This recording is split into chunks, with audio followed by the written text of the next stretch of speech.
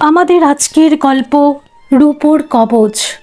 কলমে ছবি ব্যানার্জি। সৌদামিনী সকালে স্নান পুজো সেরে চওড়া দাওয়াতে বটি বেড়তে বসে হাঁক দিল, কই রে ইন্দুমা, আমাকে চা আর তরকারি ছুরিটা দিয়ে যা। ইন্দিরা কাঁসার গ্লাসে গ্লাস ভর্তি চা এনে বলল, মা ঘরে চিনি নেই, তাই বাতাসা দিয়ে চা করেছি। এর মধ্যে চিনি ফুরিয়ে গেল। ইন্দিরা চুপ করে থাকলো। 10-12 দিন আগে আনা 500 চিনির সঙ্গে সবজির ছুরিও যে খালি, এ কথা কী করে শাশুড়ি মাকে বলবে ভাবছিল। হাঁ করে দাঁড়িয়ে রইলিছে, সবজির ছুরিটা কে আনবে? ইন্দিরা কুণ্ঠিত মুখে বলল, ঝুড়িতে 3টে আলু আর ফ্রিজে 4টে পটল পড়ে আছে। সৌদামিনী খেকিয়ে বলল, তবে আর কি, আমার মাথাটা কেটে ঘন্ট করে দিচ্ছি। তোমরা মা বেটায় গেল, শুধু নেই নেই আর নেই। লক্ষ্মী ছাড়ার সংসার হয়েছে একটা। যা বাগানে ঢেঁড়স বেগুন ফলেছে কিনা দেখ। দুলতা পুইডাটাও কেটে আন। ঘরে ডিম আছে? একটা আছে। মুদির জিনিস আছে? চিনি ছাড়া যা আছে 3 দিন চলে যাবে। তাহলে মুগের ডাল কর। মনুর জন্য 2টো আলু কুড়কুড়ে করে ভাজ। সব রকম সবজি পুইডাটা দিয়ে একটা 5 মিশালি তরকারি কর। ডিমটা মনুকে ভেজে দে, আর একটু মটর ডাল ভিজিয়ে ওটা বেটে বড়ার টক কর। সর্ষে দিয়ে টাটকা ঢেঁড়স দিয়ে চচ্চড়ি করে এ বেলাটা চালিয়ে নে। সৌদামিনী ঘরে গিয়ে বাসনের সিন্দুক খোলার আগে বলল, ইন্দু, কি কি আনতে হবে একটা ফর্দ করে রাখিস। ইন্দিরা কাচুমাচু মুখে বলল, বাসন বেজে আর কদিন চলবে মা? যদিন চলে। এখনো গোলায় কিছু ধান তো আছে, দাম পাইনি বলে বেচতে পারিনি। এমনি করে 10-10টা বছর তো চালালাম। মনু বড় হচ্ছে, তার পড়ার খরচ আছে। ভাবছি পুকুরটা এবার বেচে দেব। ইন্দিরা বলল, পুকুরটা আছে বলে ছেলেটা মাঝে মাঝে তবু মাছের একটু মুখ দেখে। তার চেয়ে আমি 2 বাড়ি রান্নার কাজ করলে সংসারের একটু তো সাশ্রয় হয়। সৌদামিনী ঝাঁঝিয়ে বলল, ওইটা দেখতেই তো বাকি আছে মা। গনগনে রূপের অল্প বয়সী মেয়ে পাড়ায় পাড়ায় রান্না করুক আর চিল শকুনে ছিঁড়ে খাক। দরকার হলে আমি রান্নার কাজ করব। আমার শরীর তো লোহার শরীর, জমে ছুতেও ভয় পায়। তা আমার এখানে এত অভাবের মধ্যে মা বেটার থাকার দরকারটা কি? তোর বিপদের খবর শুনে বাপ তো নিতে এসেছিল, গুমর দেখিয়ে গেলি না কেন? নাকি তোর বাপের মারের দাগ এখনো মেলায়নি শরীর থেকে? মার আগে তোর চুল ছিঁড়ে নিয়েছিল, সে চুলও কি এখনো গজায়নি? দোষ করেছিলি, বাপ মা শাসন করেছিল, তাতে হয়েছেটা কি? তোর মাধ্যমিকের রেজাল্ট তো বাঁধিয়ে রাখার মতো ছিল, তার সঙ্গে তোর আগুনের মতো রূপ। বাপের সচ্ছল অবস্থা ছিল, কোনটার অভাব ছিল পোড়ার মুখী? 17 বছরের মেয়ে শরীরে ভাদ্র মাসের কুকুরের কুটকুটানি কোন বাপ মাতে সহ্য করবে? সৌদামিনী একটু থেমে বলল, আমার এই রোগা পাতা শরীরে তুই আগুন জ্বালিয়ে 4টি মন্দ কথা আমাকে দিয়ে বলাস না ইন্দু। আমার মাকাল ফলের মতো অপগণ্ড ছেলেটার কোন গুণে তুই মজেছিলিস? ভবিষ্যৎ পরিণতির কথা না ভেবে বিয়ের আগে পেট বাঁধিয়ে বসলি। তোর বাপ বাধ্য হলো রাতারাতি তোর বিয়েটা দিতে। এই ঘরে কি তোর পড়ার কথা? আমার ছেলে যেমনই হোক, সে বেটা ছেলে। লেখাপড়া না শিখলে হাত পা ছিল, না হয় খেটে খেত। তেমন ঘরেই বিয়ে দিতাম। তোর ভাগ্য তো তেমন ছিল না। তোর নিজের কবর তুই নিজেই খুঁড়েছিস। আমরা গরিব হতে পারি। আমার স্বামী ছিল নিষ্ঠাবান সাত্ত্বিক ব্রাহ্মণ, তাকে সব গোপন করে তোকে আমি বরণ করে ঘরে তুললাম। তোর বাপ তোকে সাদাসাদি করে অকালেই চলে গেল। তোর শ্বশুরও যদি বেঁচে থাকতো তাহলে কি এত দুর্ভোগ সইতে হইতো? স্বামীকে বেঁধে রাখতে পারলি না। ঘরে আসতে না আসতে বাপ গেল, শ্বশুর গেল। বুকে 7 মণ পাথর চাপিয়ে আমি আর কতকাল তোকে আগলে রাখবো বলতে পারিস? আমার ছেলে চাদুর বন্ধুটা প্রাইমারি স্কুলে চাকরি পেল। ছেলেটা কতদিন ধরে এ বাড়িতে ঘুরঘুর করলো।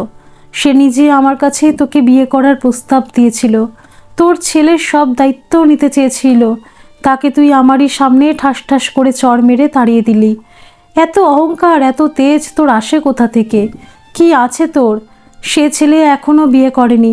এখনও পারলে নিজের জীবনটা গুছিয়ে নিয়ে আমাকে দায়মুক্ত কর ইন্দু। ইন্দিরা শাশুড়ির জন্য বাতাসা আর বাগানের কাগজি লেবু চিপে 1 গ্লাস ঠান্ডা শরবত এনে দিয়ে বলল, মা বেলা হয়েছে, এটা খেয়ে নাও। আমি জানি মা, আমি আর তোমার নাতি তোমার বোঝা। তোমার ছেলের সঙ্গে তো আমার ছাড়াছাড়ি হয়নি।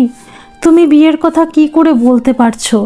তুই কি ভাবছিস সে তোর কাছে ফিরে আসবে? সে ফিরবে বলে কি তোর আমার গয়না টাকা সর্বস্ব চুরি করে পথের ভিখিরি করে চলে যায়? সদ্যজাত সন্তানের জন্যও কি তার কোনো মায়া মমতা ছিল? আর নাবালিকা বয়সের বিয়ে কি আইনসিদ্ধ? আমি মেনে নিলেও আইন কি মানবে? আমার খুদকুড়ো যা আছে তা তোকে লিখে দিলেও কি তোর জীবন নিরাপদ হবে ভাবছিস? এই তো বয়স তোর, সামনে একটা গোটা জীবন পড়ে আছে। ইন্দু বলল, তুমি বিশ্রাম নাও মা, আমি রান্না সেরে বিকেলে তোমার বাসন বেচে দেব। ইন্দিরা রান্না বসিয়ে ভাবতে বসল, এভাবে আর কতদিন চলবে? এক সিন্দুক বাসন শেষ হয়ে গেছে, আর একটা সিন্দুকে এবার হাত দিতে হবে। ধান বিক্রি হলে সেই টাকায় 7-8 মাস কোনো রকমে চলে যায়। টান পড়লেই বাসনে হাত দিতে হয়। তার বয়স এখন মোটে 27। ছেলে সৌম্যজ্যোতির বয়স 10 বছর। এই দারিদ্র্যের সঙ্গে যুদ্ধ করে ছেলেকে মানুষ করবে কি করে? তার শাশুড়ি মা তার সব হারানোর ব্যথা ভুলে তার জীবনটা গুছিয়ে তার বিয়ে দিতে চায়, কিন্তু সে জানে না অল্প বয়সে সে আবেগের বশে ভুল করেছিল। এই পরিণত বয়সে পুরুষের দৃষ্টি সে চেনে। ওই ছেলেটার চোখে শকুনের দৃষ্টি ছিল। সে বিয়ের নামে তার শরীরকে ছিঁড়ে খুঁড়ে খেয়ে ছুঁড়ে ফেলে দিত। এটা কি করে তার শাশুড়ি মাকে সে বোঝাবে? মাত্র 17 বছর বয়স তখন তার, ক্লাস 11-এ পড়ে। সাঁইথিয়া কলেজে দেবজ্যোতি ইংরাজি অনার্সের 2য় বর্ষের ছাত্র। রূপবান সুদর্শন ছেলেটিকে তার বাবা নিজের সঙ্গে করে তাদের বাড়িতে নিয়ে এসেছিল তার মেয়েকে ইংরাজি পড়ানোর জন্য। অল্প বয়সের আবেগে কয়েকদিনের মধ্যেই তারা ঘনিষ্ঠ হলো। সেদিনটা ছিল রবিবার। বাবা ব্যবসার কাজে দোকানে ছিল, ছোট ভাইটা খেলতে গেছিল। মা পাশের বাড়িতে অসুস্থ এক প্রতিবেশীকে দেখতে গিয়েছিল। সেই নির্জনতা আর হঠাৎ আকাশ কাঁপিয়ে মেঘের ডাক, সঙ্গে অঝোর বৃষ্টির সঙ্গে তারাও ভেসে গিয়েছিল। তার মা আধ ঘন্টার মধ্যেই ফিরে এসেছিল, কিন্তু ততক্ষণে সর্বনাশ, যা হওয়ার হয়ে গেছে। পরপর 2 মাস পিরিয়ড বন্ধ দেখে মার চোখে ধরা পড়ে গেল। সব শুনে বাবা তাকে আগা 5 তলা মারল। মায়ের হাতে তার চুল ছিঁড়ে গেল। রাতারাতি তার বিয়ে দিয়ে বাবা পরদিন বোলপুরে দেবজ্যোতিদের বাড়ি তাকে একরকম ফেলে দিয়ে গেল। সঙ্গে মায়ের গা ভরা গয়না, ট্রাক ভর্তি ফার্নিচার। তার শাশুড়ি মাকে তার মতো করে তার ছেলেও বোধহয় চেনে না। তার ওপরটা শুকনো নারকেলের মতো শক্ত, ভিতরটা মমতায় মাখা নরম শ্বাস। সেদিন বাড়িতে তার শ্বশুরমশাই ছিলেন না। হঠাৎ তাদের দেখে সে চমকে উঠে ছেলেকে বলল, চাদু, এরা কে? ইন্দিরার বাবা সব ঘটনা খুলে বলল, আপনি মেয়েটাকে আপনার পায়ে একটু জায়গা দিন, আর এই টাকাটা রাখুন। ইন্দিরার গায়ে তখনও দগদগ করছে মারের কালশিটের দাগ। সৌদামিনী বলল, আপনি মানুষ না কসাই, এইভাবে মেয়েটাকে মেরেছেন? আমার ছেলেও তো সমান দোষী, ওকে কঘা মেরেছেন। আর টাকা দেখাবেন না, ও টাকা আর জিনিসপত্র আপনি ফেরত নিয়ে যান। আমরা গরিব কিন্তু লোভী নই। আমার ছেলে যখন দোষ করেছে তখন আপনার মেয়েকে আমি ছেলের বউ বলে মেনে নিয়ে বরণ করব। তবে আপনাদের দোষও কিছু কম নেই। অল্প বয়সী 2 ছেলে মেয়েকে আপনারাই নষ্ট হওয়ার সুযোগটা করে দিয়েছিলেন। ইন্দিরার বাবা বলল, আমি টাকা ফেরত নিয়ে যাচ্ছি, কিন্তু আর কোনো জিনিস ফেরত নিতে বলবেন না, ওগুলো আমার মেয়েকে দিয়েছি। সৌদামিনী নিজের ঘরে বিছানায় শুয়ে তার ভাগ্য বিপর্যয়ের কথা ভাবতে ভাবতে পিছিয়ে গেল অনেক বছর আগে। তার স্বামী ধ্রুবজ্যোতির পেশা ছিল পৌরোহিত্য আর গুরুগিরি। বীরভূমের বোলপুরে এক বর্ধিষ্ণু গ্রামে তার বাস। আশেপাশে 3-4টে গ্রাম ছাড়াও কাছাকাছি কয়েকটা জেলাতেও তার প্রচুর শিষ্য ছিল। তার মুনি ঋষির মতো সৌম্য সুন্দর চেহারা আর বিভিন্ন ধর্মগ্রন্থের ওপর অগাধ জ্ঞান বিভিন্ন জেলাতেও ছড়িয়ে পড়েছিল। তার নিজের একটা পৈতৃক একতলা বাড়ি, 3 বিঘে ধানি জমি আর বাড়ির পিছনে একটা বড় পুকুর ছাড়া কিছু ছিল না। সৌদামিনীর বাপের বাড়ির অবস্থা খুব সচ্ছল না হলেও অভাব ছিল না। তার বাপ ঠাকুরদার পেশা ছিল গুরুগিরি ও পৌরোহিত্য। সে নিজেও যথেষ্ট রূপসী ছিল। ধ্রুবজ্যোতি ছোটবেলায় বাবা মাকে হারিয়ে এক নিঃসন্তান বিধবা পিসির কাছেই মানুষ। পিসির নিজের কিছু গয়না ছাড়া কিছু ছিল না। 5 ভাই বোনের বড় সৌদামিনীকে এই ধ্রুবজ্যোতির সঙ্গে বিয়ে দেওয়া হয় মাত্র 15 বছর বয়সে। বিয়ের সময় গা ভরা গয়না আর গামলা ভরা দান দিয়েছিল তার বাবা। বিয়ের 3 বছর পর সৌদামিনী একটা ফুটফুটে সন্তানের জন্ম দেয়। ধপধপে গায়ের রং, এক মাথা কুকড়া চুল, যেন এক দেব শিশু। ওরা ছেলের নাম রাখলো দেবজ্যোতি। ছেলের আদুরের নাম চাঁদু। তার শ্বশুরবাড়ির বংশ পরম্পরায় এক সন্তানের বংশ। সৌদামিনী নিজেও পুরোহিত ও গুরুবংশের মেয়ে ও বউ হয়ে নিজেকে মানিয়ে নিয়েছিল ঠিক, কিন্তু নিজের একমাত্র ছেলেকে এই পেশায় আনতে তার ইচ্ছা ছিল না। ছেলে লেখাপড়া শিখে একটা চাকরি বাকরি করে সুখী নিরাপদ জীবন পাক, এটাই মনে প্রাণে চেয়েছিল। দেবজ্যোতি ছোটবেলা থেকেই মেধাবী ছেলে ছিল। সে মাধ্যমিক, উচ্চ মাধ্যমিকে খুব ভালো রেজাল্ট করে বিএ ইংরাজি অনার্স নিয়ে ভর্তি হলো। কলেজে ঢুকে আস্তে আস্তে সে কেমন পাল্টে যেতে লাগলো। ছোট থেকে নাটক, থিয়েটারেই তার ঝোঁক ছিল। বড় হতে সেটাই তার নেশা হয়ে দাঁড়ালো। প্রায় কলেজ কামাই করে সে কলকাতা চলে যেত। নামমাত্র পারিশ্রমিকে 20 দিন 1 মাস কলকাতায় পড়ে থাকত। কিছু অপগণ্ড বন্ধু তাকে দিনরাত মদত দিত। বলতো, এমন রাজপুত্রের মতো রূপ কজনের হয়, তুই একদিন মস্ত অভিনেতা হবি, দেশ বিদেশে তোর নাম ছড়িয়ে পড়বে, টাকা বাড়ি গাড়ি হবে। সৌদামিনী একদিন স্বামীকে বলল, ওগো, ছেলের চালচলন আমার মোটেই সুবিধার ঠেকছে না। যা দেখছি ওর আর লেখাপড়া হবে না। তোমার তো অনেক বড়লোক শিষ্য আছে, তাদের কাউকে বলে যে কোনো একটা কাজে ওকে ঢুকিয়ে দাও। চাকরি পাওয়ার হলে ওই বিদ্যেতেই চাকরি হবে। ধ্রুবজ্যোতি স্ত্রীর কথা শুনে ছেলেকে সাঁইথিয়ার এক ধনী শিষ্যর কাছেই নিয়ে গেল। সেই শিষ্য সব শুনে বলল, বাবা মশাই, ছেলে তো খুব ছোট, ও বরং এখানকার কলেজে ভর্তি হোক। 2-1 ঘন্টা আমার হার্ডওয়্যারের দোকানেই বসুক। ওর যা দক্ষিণা দেব তাতেই ওর পড়ার খরচ হয়ে যাবে। এই বাড়িতেই ছেলে থাকুক, আপনার অসম্মান হবে না। বেশ চলছিল। সৌদামিনীও স্বস্তি পেয়েছিল। 1 বছর পরই এই কাণ্ড ঘটল। সৌদামিনী স্বামীকে গোপন করে গর্ভবতী ইন্দিরাকে মেনে নিল। ছেলে বিয়ের পর আবার ফিরে গেল। যথারীতি পড়াশোনায় মন দিল। ইন্দিরা 8 মাস পরে সন্তান জন্মের সময় চাঁদু বাড়ি এলো। সেই সময় তার স্বামী একবার বলেছিল, বৌমার এত তাড়াতাড়ি সন্তান হওয়ার কি সময় হয়েছে? সৌদামিনী জীবনের প্রথম স্বামীকে মিথ্যে কথা বলেছিল, অনেকে 7 মাসেও বাচ্চা হয়। সবাই যখন হাসপাতালে ইন্দুকে ভর্তি করতে নিয়ে গেল, তখন খেয়াল হলো ইন্দুর কাপড়ের ব্যাগটাই আনা হয়নি। চাঁদু অনেক দিন ধরে একটা সুযোগ খুঁজছিল। বলল, আমি নিয়ে আসছি। সৌদামিনী বলল, আয়রন চেস্টের চাবিটা ভুলে ফেলে এসেছি বিছানার তলায়, ওটাও নিয়ে আসিস। ফাঁকা বাড়িতে কখন কি হয়। চাঁদু আর ফিরে এলো না, কিন্তু প্রতিবেশী একটা ছেলের হাতে কাপড়ের ব্যাগটা পাঠিয়ে শেষ কর্তব্যটা করে গেল। ইন্দিরা একটা ছেলের জন্ম দিল। তখনও তার বাবা মা ধারণাও করতে পারেনি তার ছেলে তার বউয়ের নিজের সব গয়না, সংসার খরচের 35,000 টাকা সর্বস্ব নিয়ে চলে গেছে। সেই শোকে দুঃখে তার স্বামী 3 মাসও আর বাঁচল না। সৌদামিনী বুকে পাথর নিয়ে তার গলায় 12 মাস পরা চওড়া হাড়গাছাটা বিক্রি করে স্বামীর পারলৌকিক কাজ মিটালো। বাকি গায়ের গয়নাও একে একে চলে গেল সংসারের অভাবে। 1 সিন্ধুক বাসনও শেষ। জমির ধানে 12 মাস ভাতের চাল হয়, বাকি ধান বিক্রির টাকায় টেনে টুনে 7-8 মাস চলে। এরপরে কি হবে? তাকে বাধ্য হয়ে 2 বারে রান্নার কাজ নিতেই হবে। ভাবতে ভাবতে কখন চোখটা এঁটে এসেছিল। ইন্দু বলল, মা, খেতে দিয়েছি, খেয়ে কি কাঁসার বাসন দেবে? বের করে দিও। ইন্দিরা বিকেলে আলমারি খুলে শাড়ি বের করতে গিয়ে দেখল তার স্বামীর রূপোর কবচটা শাড়ির নিচে রাখা আছে। শাশুড়ি মার কাছে বাসনের ব্যাগটা নিয়ে বলল, মা, তোমার ছেলে কবচটা খুলে রেখে গেছে। সৌদামিনী বলল, দেখ তো, মিনে করা চাঁদু নাম লেখা সোনার বড় লকেট দেওয়া চেনটা আছে কিনা। ওটা ওর পিসি ঠাকুমা দিয়েছিল। হাতে 9টা পাথর দিয়ে বাঁধানো রূপোর কবচ, আর চেনটা তো কোনো সময় খুলতাম না। কবচটা কত কালের পুরনো কে জানে। এই বংশের পূর্বপুরুষদের রেখে যাওয়া। বংশ পরম্পরা এটা সন্তানের হাতেই রাখার নিয়ম ছিল শুনেছিলাম। সোনার চেনটা থাকলে লকেটটা খুলে রেখে বেচে দে। লকেটটায় হতচ্ছাড়ার নাম লেখা না থাকলে ওটাও বেচতে বলতাম। ইন্দিরা আশায় বুক বেঁধে আলমারি তন্ন তন্ন করে খুঁজেও লকেট সহ চেনটা পেল না। সৌদামিনী বলল, জানতাম মা, ওটা পাবি না। ওটা যে সোনার তাই রেখে যায়নি। যা, বাসন কটা বেচে দিয়ে আয়।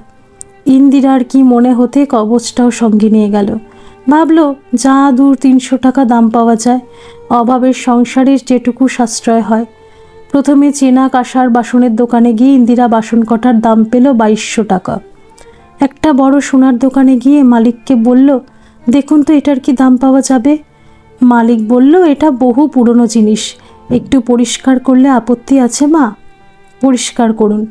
একটু পরে এসে বলল, মা এটায় বহু মূল্য 9টা পাথর দিয়ে বাঁধাই করা আছে, এটা নবরত্ন কবচ, রূপোটার তেমন দাম নেই, আমি এটা 10 লাখ দিয়ে নিতে পারি। ইন্দিরা টাকার অঙ্ক শুনে চমকে গেলেও মুখে প্রকাশ না করে বলল, এটা আমার শাশুড়ি মার জিনিস, উনি দামটা জানতে চেয়েছিলেন। ঠিক আছে মা, ওনাকে জিজ্ঞেস করেই আসবেন। শেষ দাম দিলাম 12 লাখ, এই তল্লাটে এই দাম কেউ দেবে না। ইন্দিরা প্রয়োজনীয় কিছু জিনিস কিনে প্রায় হাঁপাতে হাঁপাতে বাড়ি ফিরল। সৌদামিনী বলল, কী রে, এত হাঁপাচ্ছিস কেন, কি হয়েছে? ইন্দিরা শাশুড়ির হাতে 2000 টাকা দিয়ে বলল, দাঁড়াও মা, আগে একটু জল খাই। মা, এই কবচটা শুধু কবচই নয় মা, এটা এই সংসারের রক্ষা কবচ। তুই কবচটা নিয়ে গিয়েছিলি? ইন্দু বলল, মা জানো এটার দাম কত? কত আর হবে, বড় জোর 300 টাকা। কত বলেছে? প্রথমে বলেছিল 10 লাখ, তারপরে শেষ দাম বলেছে 12 লাখ টাকা মা। এটা নবরত্ন কবচ, পাথরগুলো বহু মূল্যের পাথর।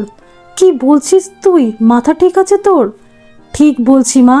সৌদামিনী ঠাকুরের উদ্দেশ্যে 2 হাত জোর করে বলল, ভগবান মুখ তুলে চেয়েছেন মা, কাল সকালে ওটা বেচে দিয়ে আয়। না মা, আমার মন বলছে এটার আরও দাম হবে। আমি একবার কাল কলকাতায় বড় সোনার দোকানে এটা দেখাবো, তুমি এটা বেচতে রাজি আছো তো? সৌদামিনী বলল, কি কষ্টে যে দিন চলছে দেখতে পাস না? আমি তো ঠিকই করেছিলাম মান সম্মানের কথা না ভেবে দুটো বাড়িতে রান্নার কাজ করব। এই টাকাটা পেলে ভবিষ্যতে তোদের একটা হিল্লে হবে, মনুটাকে লেখাপড়া শিখিয়ে বড় করতে পারবি। চাঁদুটাই লোভে পড়ে নষ্ট হলো, না হলে বংশ তো সদ্বংশ। বড়লোক না হলেও অভাব তো ছিল না। ও বড় হলে ঠিক তোকে দেখবে মা। কিন্তু কলকাতায় তুই একা যেতে পারবি? তোর ভাইটাকে না হয় সঙ্গে নিয়ে যা। না মা, বাপের বাড়ির কোনো সাহায্য আমি নেব না। এতগুলো বছর যখন তোমার ছায়া থেকেছি তখন আজও পারবো। আমাদের একটা ব্যাংকের অ্যাকাউন্ট বই ছিল না মা? অত টাকা ক্যাশে তো আনা যাবে না। বই একটা আছে, তাতে 1000-5 টাকা পড়ে আছে। ছিল তো অনেকটা টাকা, তুলতে তুলতেই কখন কলসির জল তলানিতে এসে ঠেকেছে। 2 দিন পর ইন্দিরা কলকাতা গেল। একটা বড় সোনার দোকানে কবচটা দেখিয়ে দাম জানতে চাইল।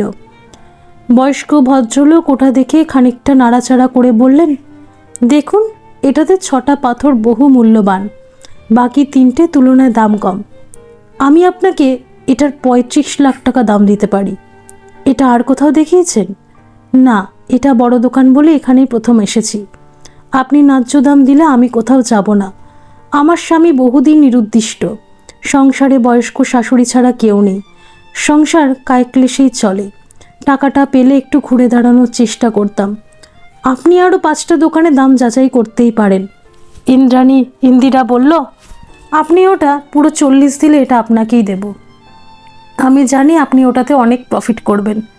আমার ফোন নাম্বারটা রাখুন, রাজি হলে আমাকে ফোন করবেন। আজ তাহলে উঠি। ভদ্রলোক একটু চুপ করে থেকে বললেন, টাকাটা কিভাবে নিতে চান? আমার অ্যাকাউন্টে দিলে ভালো হয়। অ্যাকাউন্টে টাকাটা ঢুকলে আমি এটা দেব। তাহলে আপনাকে 3-4 ঘন্টা ওয়েট করতে হবে। আমাকে বাড়ি ফিরতে হবে স্যার, আমি একা এসেছি। আমি আগামীকাল 10:30টার মধ্যেই চলে আসব। বাড়ি ফিরে ইন্দু শাশুড়ি মাকে জড়িয়ে ধরে বলল, মা 3 গুণের বেশি দাম পেলাম, হয়তো ওটার দাম হয়তো কোটি টাকা। মা, আমি কি আরও কয়েকটা দোকানে দামটা যাচাই করব? সৌদামিনী বলল, অনেক বেশি লোভ করতে নেই মা, যা পেয়েছিস ঈশ্বরের দান বলে সন্তুষ্ট থাক। টাকাগুলো ঠিকঠাক করে কিছু সুদে কিছু সঞ্চয় রেখে দে। মনুকে মানুষ করে তোল। অভাবে শোকে দুঃখে তোকে অনেক কটু কথা বলেছি মা। আমার হঠাৎ কিছু হয়ে গেলে আমি জানি তুই ছেলেকে ঠিক মানুষের মতো মানুষ করতে পারবি। এটাও জানি তুই আজও আমার ছেলের পথ চেয়ে থাকিস। ইন্দিরা বলল, মা আমিও তো একজন মা, তুমিও কি তার পথ চেয়ে দিন কাটাও না? সে ফিরবে বলে যায়নি রে মা। আমি তো তবু স্বামী সন্তান নিয়ে কিছুদিন সুখের ঘর করেছিলাম। তুই যে কিছুই পেলি না রে মা, সবই আমার কপাল। ভেবো না মা, তাকে একদিন ফিরতেই হবে। আশা নিয়েই তো মানুষ বেঁচে থাকে। ইন্দিরার সংসারে অনেক বছর কেটে গেছে। সৌদামিনী প্রতিদিনের অভ্যেসের পরিবর্তনও হয়নি। সে আজও খুব সকালে স্নান পুজো সেরে চওড়া দাওয়াতে বটি পেতে ডাক দেয়, কই রে ইন্দুমা, আমাকে সবজির ছুরি আর চাটা এখানেই দিয়ে যা। ইন্দু কাঁসার গ্লাসে গ্লাস ভর্তি চা এনে দেয় তার শাশুড়ি মাকে। চা খেতে খেতে সৌদামিনী সংসারের 5 রকম গল্প করে, নাতির পড়াশোনার খোঁজ নেয়। ইন্দু একদিন বলল, মা, আমার কি এখনও শাঁখা সিঁদুর পড়ার দরকার আছে? লোকে 5 রকম কথা বলা বলি করে। দেখতে দেখতে তার যাওয়া তো 22 বছর হয়ে গেল। মনু মাঝে মাঝে তার বাবার কথা জানতে চায়। সৌদামিনী একটু চুপ করে থেকে বলল, মা, আমি মা হয়ে বলছি, মরার খবর বাতাসে ভেসে আসে। সে মরেনি। লোকে আমাদের দুর্দিনে খোঁজ নেয়নি, তাদের কথা গায়ে মাখিস না। তুই সদবা মেয়ে মানুষ, কেন লোকের কথায় বিধবা সাজবি? আর মনুকে তার বাপের কথা কি বলেছিস আমি জানি না, তাকে ভালো রাখতে দুটো মিথ্যা বললে দোষ নেই মা। ইন্দিরা বলল, না মা, তার বাবাকে ঘেন্না করবে এমন কোনো কথা আমি তাকে বলিনি। সে আমার সঙ্গে যত অন্যায় করুক, আমি ছেলেকে বলেছি তোর জন্মের আগেই তোর বাবা নিরুদ্দিষ্ট। আমার তোকে যথাসাধ্য খুঁজেছি, থানায়ও ডায়েরি করেছিলাম, কিন্তু তাকে পাইনি। ছোটবেলায় সবার বাবা আছে, আমার কেন নেই বলে কত কাদাকাটি করতো, সে তো তুমিও দেখেছো মা। বড় হয়ে মনু পারতপক্ষে তার বাবার কথা আর বলে না। সৌদামিনী বলল, পাখির চোখ দিয়ে ছেলেকে আগলে রাখি সিন্ধু, এই বয়সেই তো তার বাপ। ইন্দুর মুখের দিকে তাকিয়ে একটু অপ্রস্তুত মুখে বলল, আমি তোকে ঠেস দিয়ে কিছু বলতে চাইনি মা। আসলে এই বয়সে মেয়েদের সঙ্গে জড়িয়ে পড়লে জীবনে মাথা তুলে আর দাঁড়াতে পারবে না। অনেক কষ্ট পেয়েছিস জীবনে, ওই ছেলের দিকে তাকিয়ে তুই বেঁচে আছিস, তাই সাবধান করা মা। ইন্দু বলল, কথাটা শুনতে খারাপ লাগলো, সত্যি কথাটাই তো বলেছ মা। আমিও চাই মনু লেখাপড়া শিখে মানুষের মতো মানুষ হোক। সে আমাকে দেখুক বা না দেখুক, সে অন্তত নিজের পায়ে দাঁড়াক। কেন সে দেখবই না? কেন সে দেখছে না তার মা একা মেয়ে মানুষ হয়ে কত কষ্ট করে বুকে 1 মণ পাথর চাপা দিয়ে তার ছেলেকে বড় করে তুলছে? আমি বলছি মা, সে এত বড় বেইমানি কখনো করবে না। কেটে গেল আরও কয়েকটা বছর। সৌম্যজ্যোতি এখন কলকাতার নামী কলেজের ইংরাজির অধ্যাপক। সৌদামিনীর শরীর ভেঙে গেছে, তার শরীরে বয়সের জলছাপ। চাকরি পাওয়ার 1 বছর পর সৌদামিনী বলল, ইন্দু মরার আগে নাতির বিয়েটা দেখে যেতে বড্ড ইচ্ছে করছে মা। তার বিয়ের বয়সও তো হয়েছে, তুই এবার মেয়ে দেখ মা। ইন্দু বলল, তোমার নাতি এলে তাকে বলে দেখো সে এখন বিয়ে করতে চায় কি না। মনু সপ্তাহে 3 দিন বাড়িতে থাকে। শুক্রবার রাতে বাড়ি এসে সোমবার সকালে চলে যায়। এক রবিবার সৌদামিনী বলল, ভাই মনু, আমরা এবার তোর বিয়ে দিতে চাই। মরার আগে নাত বউয়ের মুখটা দেখে আমার বড্ড সাধ ভাই। তুই আমার এই ইচ্ছেটুকু পূর্ণ করবি তো? তোর মা তাহলে মেয়ে দেখুক, তুই কি বলছিস? মনু বলল, ঠাম্মা, আমি তোমাকে আর মাকে একটা কথা বলতে চাই। কি কথা ভাই? ঠাম্মা, আমি অপরাজিতা বলে একটা মেয়েকে ভালোবাসি। তোমরা চাইলে তুইও শেষকালে তোর বাপের পথেই চললি। কি বলছো ঠাম্মা? ভালোবাসা কি অপরাধ? বাবা মাকে ভালোবেসে বিয়ে করেছিল বলে তাকে তোমরা নিশ্চয়ই অপমান করেছিলে, তাই সে বাড়ি ছেড়ে চলে গেছে। ইন্দিরা বলল, তুই কি পাগল হলি মনু? এসব তুই কি বলছিস ঠাম্মাকে? সে বিয়ে করেছিল বলে তাকে কেউ কিছু বলেনি।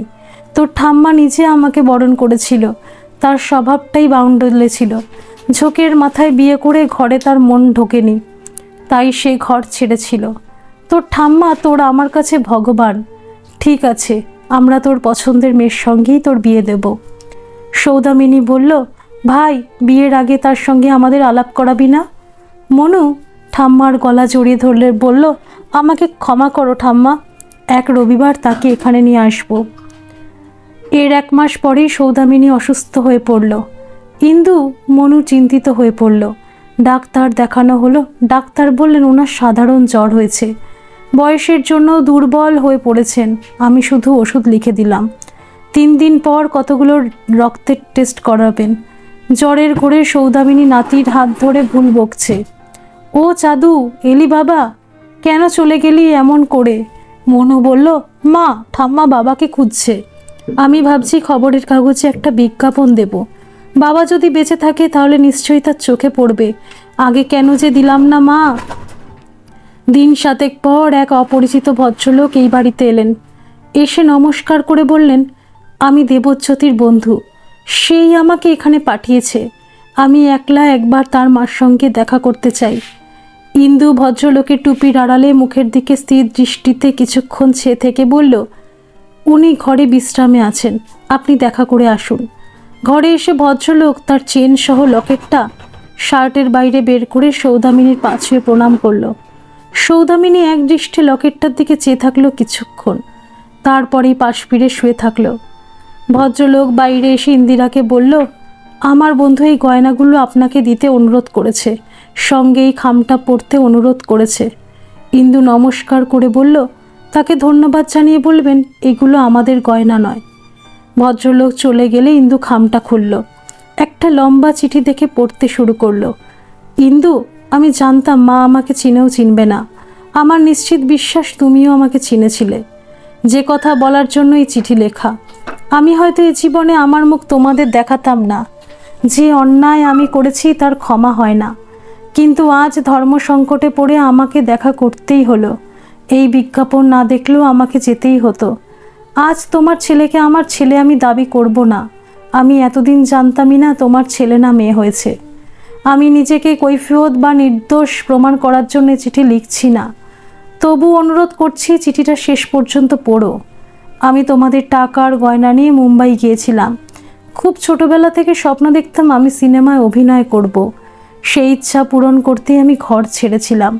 ইচ্ছে ছিল প্রতিষ্ঠিত হয়ে তোমাদের কাছে ফিরে যাব। দামি হোটেল থেকে দামি পোশাক পরে আমি স্টুডিওর দরজায় দরজায় দিনের পর দিন ঘুরেছি, প্রযোজকদের কাছে ঘুরেছি, অভিনয়ের কোনো সুযোগ পাইনি। 1 বছরের সব টাকা শেষ হলে আমি রেস্টুরেন্টে বয়ের কাজ নিয়েও আশা ছাড়িনি। এক বাঙালি প্রযোজকের খোঁজ পেয়ে বহু কষ্টে তার সঙ্গে দেখা করলাম। সে আমার সব কথা শুনে বলল, শুধু রূপ থাকলেই অভিনয় করা যায়? দেখে তো ভদ্র ঘরের ছেলে মনে হচ্ছে। লেখাপড়া কত দূর? বাবা কি করেন? আমি প্রথম দুটো কথা সত্যিই বলেছিলাম। তারপর বলেছি, এখন আমার বাবা মা কেউ নেই। আমাকে একটা সুযোগ করে দেওয়ার জন্য তার হাতে পায়ে ধরেছিলাম। ভদ্রলোক বললেন, অভিনয় সুযোগ করে দেওয়া আমার হাতে নেই। আমার কলকাতায় নিজের বড় ব্যবসা আছে। তোমাকে বরঞ্চ নিজের অফিসে আমি একটা চাকরি দিতে পারি। আমার দেওয়ালে পিঠ থেকে গিয়েছিল। তার কথায় রাজি হয়ে তার প্রসাদপম বাড়িতে এসে উঠলাম। ভদ্রলোক 1 মাস তার অফিসে আমাকে নিয়ে যাওয়া আশা করলেন, কিন্তু কোনো চাকরি দিলেন না। একদিন তার একমাত্র মেয়ে অর্পিতার সঙ্গে আলাপ করিয়ে বললেন, তুমি আমার মেয়েকে বিয়ে করলে এই ব্যবসা, গাড়ি, বাড়ি সব টাকা তোমার হবে। মেয়েটি সুশ্রী শ্যামবর্ণা। আমি হতবাক হয়ে সিদ্ধান্ত নিতে পারছিলাম না। আমি ভাবছিলাম আমার মতো কাঠবেকারের সঙ্গে উনি একমাত্র মেয়ের বিয়ে কেনই বা দিতে চাইছেন। ভদ্রলোক বললেন, আমার মেয়ে দুর্ঘটনায় একটা পা হারিয়েছে। ও প্রতিবন্ধী মেয়ে। তোমার তো 3 কুলে কেউ নেই বলেছ। তোমার এই মুহূর্তে একটা চাকরি আর আশ্রয়ের দরকার। আমার দরকার আমার একমাত্র মেয়ের সুখী দাম্পত্য জীবন। আমার পিছনের পথ ছিল না। কপদক শূন্য হয়ে কোন মুখেই বা তোমাদের কাছে ফিরে আসতাম? বিয়ে করতে রাজি না হলে আমাকে রাস্তায় দাঁড়িয়ে ভিক্ষে করতে হতো। আজ আমার বাড়ি গাড়ি হয়েছে, দাম্পত্য জীবনেও আমি সুখী, কিন্তু কোথাও একটা অপরাধবোধ আজও আমাকে কুড়ে কুড়ে খায়। হয়তো যতদিন বেঁচে থাকবো এর থেকে নিষ্কৃতি পাবো না। আমার একমাত্র মেয়ের নাম অপরাজিতা। তার কাছে শুনলাম সে একটা অধ্যাপক ছেলেকে ভালোবাসে। কিভাবে তার সঙ্গে আলাপ হলো আমিও জানি না। সেই ছেলে যে আমারই ঔরসজাত ছেলে সেটা জানলাম ছেলের বাবার নাম শুনে আর আমাদের বাড়ির বিবরণ শুনে। মেয়ের কাছে শুনলাম সে গিয়েছিল তোমাদের কাছে। সে ওই ছেলেটিকে বিয়ে করতে চায়। আমি সব শুনে মাথায় হাত দিলাম। একই বাবার ঔরসজাত সন্তান সম্পর্কে ভাই বোন হয়। তুমি ছেলেকে দরকার এই চিঠি দেখে এই বিয়ে বন্ধ করো ইন্দু। আমার সঙ্গে তোমাদের আর দেখা হবে না। তোমার আর তোমার ছেলের জন্য আমার অনেক শুভকামনা রইল। তোমার ছেলেকে একা লড়াই করে মানুষের মতো মানুষ করার জন্য তোমাকে শ্রদ্ধা ও কুর্নিশ জানাচ্ছি। চিঠি পড়ে ইন্দুর নিঃশব্দে চোখের জল পড়তে লাগলো। শাশুড়ি মাকে কিছু বলল না। ছেলেকে কিছু বলার আগেই ছেলে মাকে জড়িয়ে ধরে বলল, মা, আমি বিশ্বভারতীতে কাজ পেয়েছি, পরের সপ্তাহে জয়েন করব। তোমার চোখে জল কেন মা? তুমি খুশি হওনি? ইন্দু বলল, মনু, অপরাজিতা তোর বাবার ঔরসজাত মেয়ে। ঘরে বাজ পড়লেও মনু এতটা চমকে যেত না। বলল, কি করে জানলে? সে এসেছিল শুধু তোর আর অপরাজিতার ভালোবাসার খবরটা পেয়ে। চিঠিতে সব জানিয়েছে। ঠাম্মা ছেলেকে চিনেছিল, চিনেও স্বীকার করেনি। মনু বলল, আমিও স্বীকার করলাম না মা। এখন বুঝতে পারছি তুমি ছোটবেলা থেকেই বাবার সম্বন্ধে অনেক কথা গোপন করেছিলে, যাতে বাবার সম্পর্কে আমি কোনো খারাপ ধারণা না করি। আমি জানি তুমি বাবাকে আজও ভালোবাসো। আজ ওই মানুষটার প্রতি আমার ঘেন্না হচ্ছে মা। কাপুরুষ মানুষটা তোমার ভালোবাসার যোগ্যই ছিল না। তুমি কষ্ট পেও না মা, মেয়েটির সঙ্গে আমার পরিচয় মাত্র 3 মাসের। আমি এই চ্যাপ্টারটা মন থেকে ডিলিট করে দেব মা। তুমি তোমার পছন্দেই আমার বিয়ে দিও। আমি কখনো তোমাকে কোনো কষ্ট পেতে দেব না। ধন্যবাদ সকল বন্ধুরা। এই গল্পটি যদি আপনাদের ভালো লেগে থাকে তাহলে অবশ্যই একটা লাইক করে দেবেন, আর এই চ্যানেলে নতুন হয়ে থাকলে চ্যানেলটিকে সাবস্ক্রাইব করে আমার পাশে থাকবেন, আর পাশে থাকা বেল আইকনটিকে প্রেস করে দেবেন যাতে সমস্ত গল্পের নোটিফিকেশনগুলি সবার প্রথমে আপনাদের কাছেই পৌঁছে যায়।